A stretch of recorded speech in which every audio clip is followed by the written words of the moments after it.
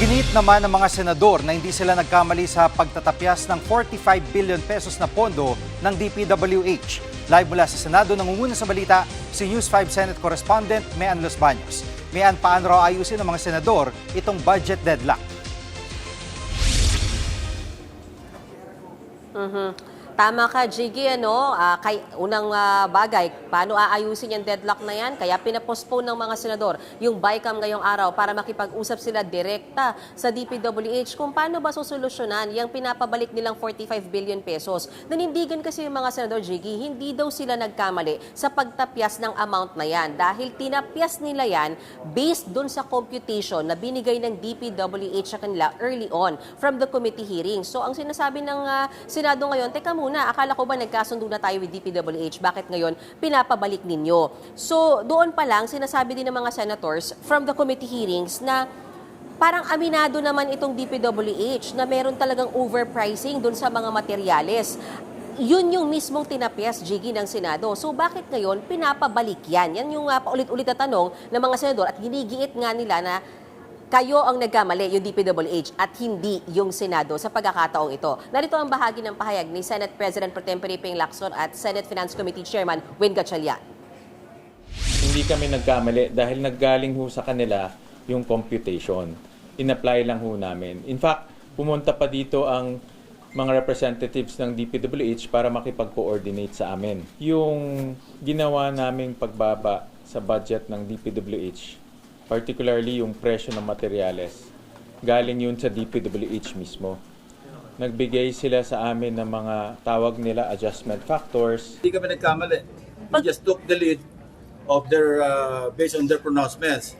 Secretary Vince, the President no less. So we took the cue from them. Sila naman nakakalam ng computation eh. Susan makakatipid sa CNPD, di ba? Yes. O Sir, bakit ngayon ipapasa sa amin yung pagkakamali? Pero Mean, posible kayang maibalik yang bilyong-bilyong pisong tinapyas na pondo ng DPWH?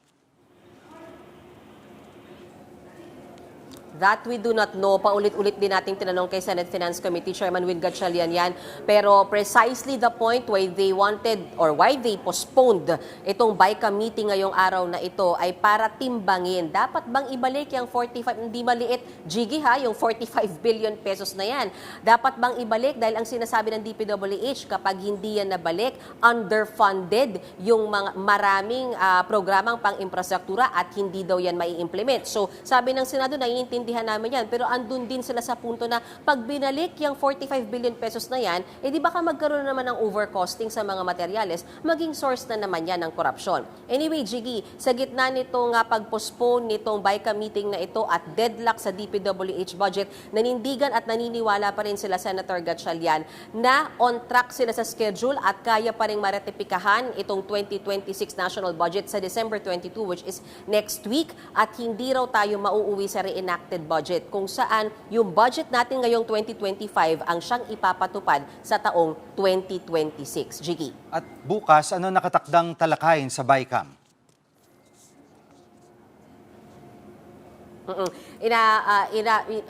Hopefully ay mag-resume yung BICAM tomorrow, kabilang sa kailangan talakayin yung tungkol naman sa issue ng MAIFIP.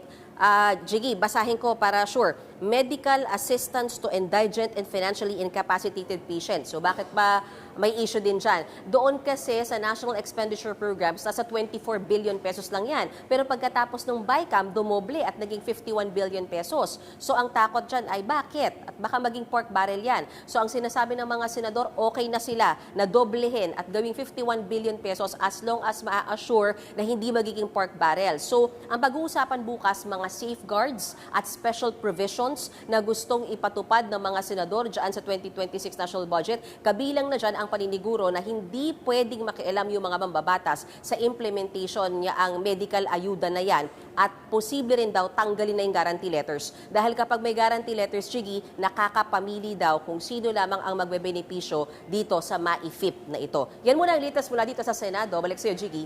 Yan po ang ulat ni Mean Los Baños live mula sa Senado.